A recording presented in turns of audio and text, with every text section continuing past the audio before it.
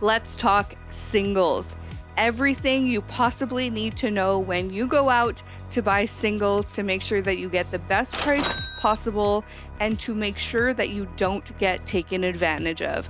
Let's get into the nitty-gritty. We're gonna get into a few of the cards. I'm gonna just show you some of the cards that I have in my collection to just show you some examples of pricing and how I price my cards when I go out to purchase them. So this is a very beautiful old card, a first edition slowpoke fossil.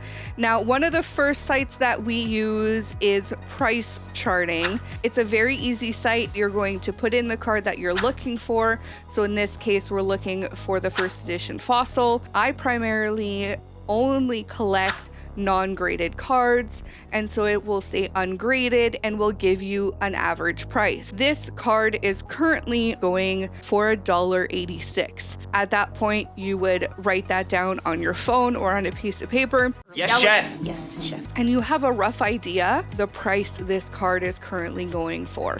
Now let's get into our second resource with this newer card, this beautiful slowpoke from Scarlet and Violet, the site called TCG Player. This site is much better if you are in the US. America. And so if you're not in the US, I would not recommend you use it, just purely because it is a marketplace for US buyers. I am, of course, in Canada.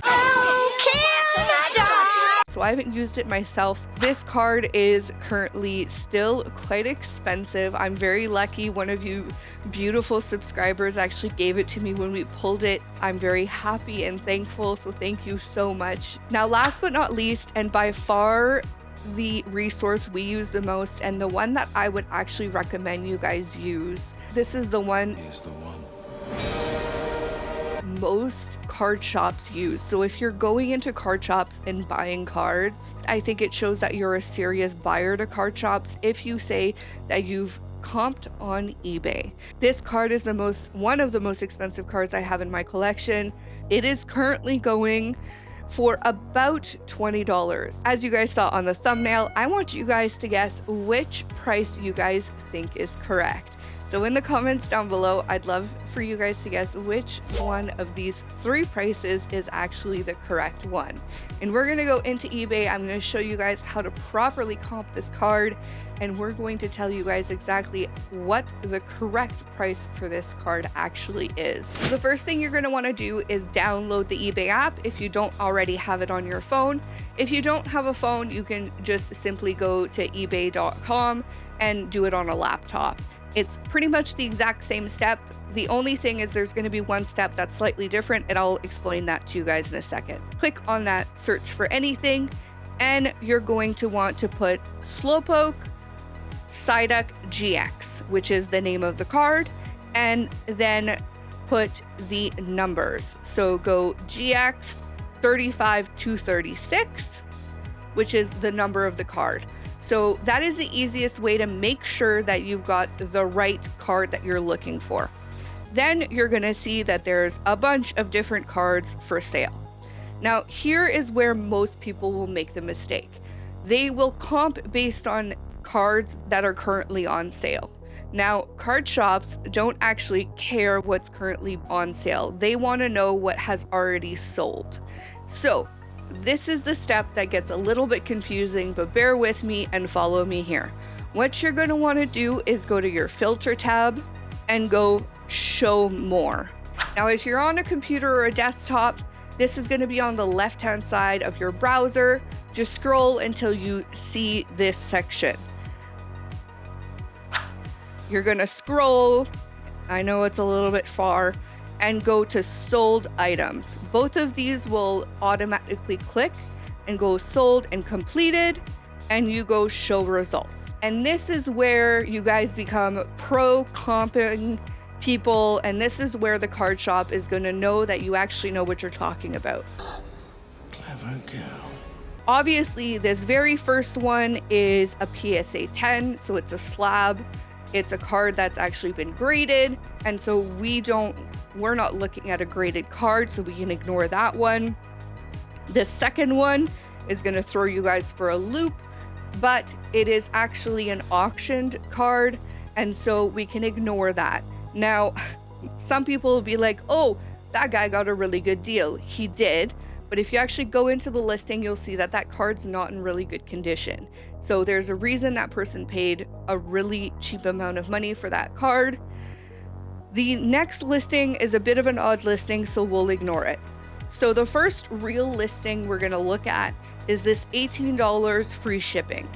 So the way we're going to do this is we're going to pick the top first 3 listings for this card. We're going to add them up and divide them by 3. So we're going to look at 3 that are about the average price for this card. And that's going to give you your average price of what this card is going for. And that is what you're going to give as far as your ideal price for when you go into the card shop. So we've got $18. We've got one that sold. Now it's crossed out, which means that it probably sold for a little bit under $18. We've got a card that sold for $31, which is surprising. I don't know why that one sold for so much, but that's a bit of an odd listing, so we're going to ignore it. That one, the next one is a PSA 10 slab. We're going to ignore it. The next one's 1975. And the one after that is 2543. So I did the math. So we're going to take the 1975, the 2543, and the listing that was $18. So those 3 combined, divided by 3, gives us an average cost of $21.06. And so that gives you your rough price point, which is why I said it was roughly $20. So when you go to the card shop and they show you this card and they say, oh, I want $30 for this card, you know in your head that this card is actually not worth $30. This card is worth $20. So you have 2 decisions. Either you can just straight up walk away, or you can start a negotiation. One more thing. The other thing you can do, and this is what a lot of people do, is if you've got the budget and you've got multiple cards on your list of things that you want to buy, the more you buy, the better chance you have of getting cards at a lower price. But when prepared with multiple different cards on your list, and then you have a better chance of even getting some of these cards below asking. And I've done this with multiple different bulk buys. When you go in to buy singles, they don't sell multiple singles in lots very often. And so that is probably your best buying scenario, which is kind of how I actually started my slowpoke collection in a video that we did a little while ago that you guys can watch after this video if you'd like.